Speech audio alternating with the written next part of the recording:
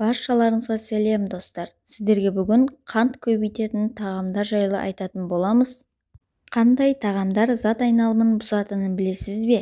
Тәтті тағамдар, бидай ұнынан дайындалатын нан өнімдері, күріш, картоп, кеспе, жылдам дайындалатын ботқалар, газдалған сусындар, қысқасы кете береді. Енді не жеймін деп ойлап үлгердіңіз бе? Қантыңыз көп болса, қант диабетімен ауыратын болсаңыз, қазір шығып жатқан қарбыз, қауын секілді жеміс пен көкөністер де болмайды. Өйткені олар зат айналымын бұзады, аштық сезімін тудырады, майдың жиналуын күшейтеді.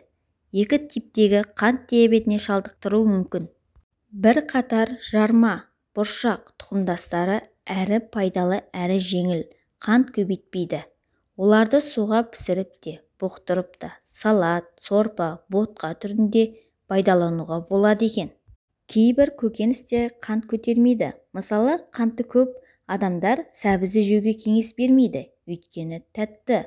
Ал қырыққабат түрлерін суға да, буға да салып, күнделікті рационда пайдаланса, пайдасы мол.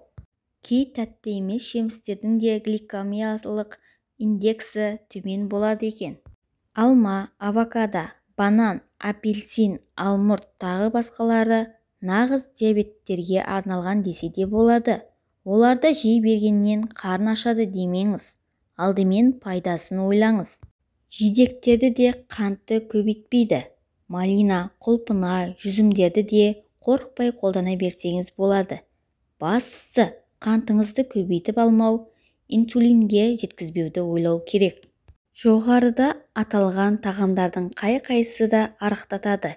Байқайсыз ба? Өйткені семіздік қант диабетіне әкелетін бірден-бір себеп болып табылады. Себебі адам ағзасы қорыта алатын ғана тамақты ғана жегені дұрыс.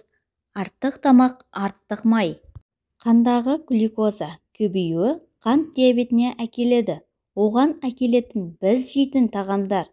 Бұл дерт жылдан жылға жасалып келеді. Сондықтан бала-шаға демей, бәріне бірдей дұрыс тамақтануға кеңес беремін. Достар, менің пайдалы кеңестерім сіздерге ұнаған болса, менің каналыма тіркеліп, лайк басып, қоңыраушаны басып кетіңіздер. Сіздермен бірге болған пайдалы кеңестер бір арнасы.